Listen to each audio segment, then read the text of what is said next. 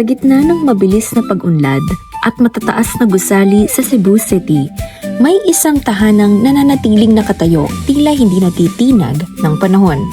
Isang bahay na gawa sa coral stone, lumang kahoy at mga kwentong humulma sa ating pagka-Pilipino. Welcome sa Yap San Diego Ancestral House sa Parian, Cebu!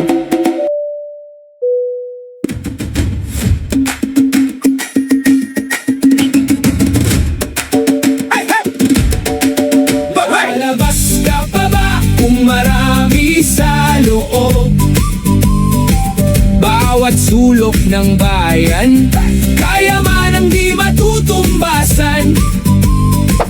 Gusto mo ng adventure, pero nandito lang ang saya.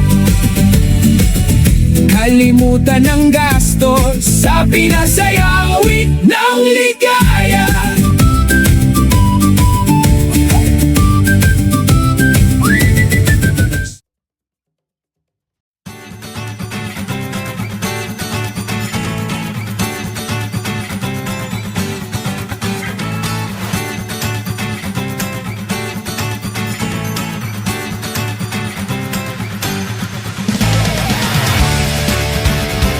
Itinayo ito noong huling bahagi ng ika-17 siglo ni Don Juan Yap at Doña Maria Florido.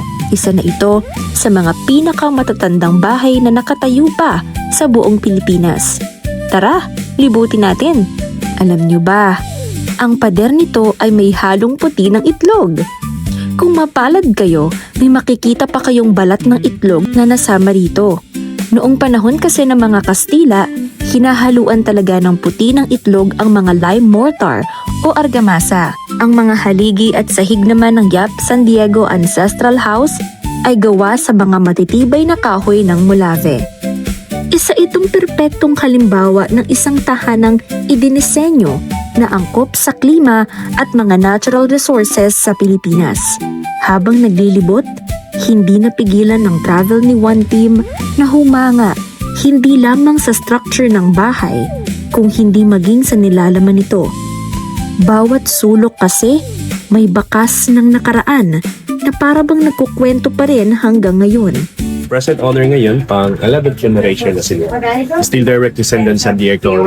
At dito pa rin sila natutulog until now, every weekends, Friday at Saturday night, kasi ayaw nilang tuluyan i-abandon na ito na bahay and run it as museum privately owned by the family. Hindi lang ito basta lumang bahay.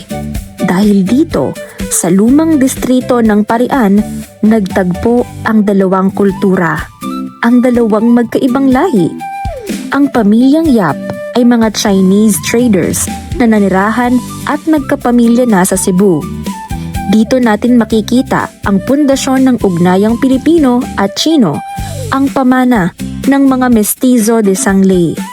Dito pinagsama ang sipag at negosyo ng mga Chino sa pananampalataya at kultura ng mga Cebuano. Sa loob ng bahay na ito, makikita mo ang mga antigong porselanang inchik na nakatabi sa mga estatwa ng mga Katolikong santo. Katibayan ito na ang ating kultura ngayon ay hindi nabuo ng mag-isa. Ito ay bunga ng pagtanggap, pakikipagkapwa at pagpapatibay ng pamilya sa kabila ng magkakaibang pinagmulan.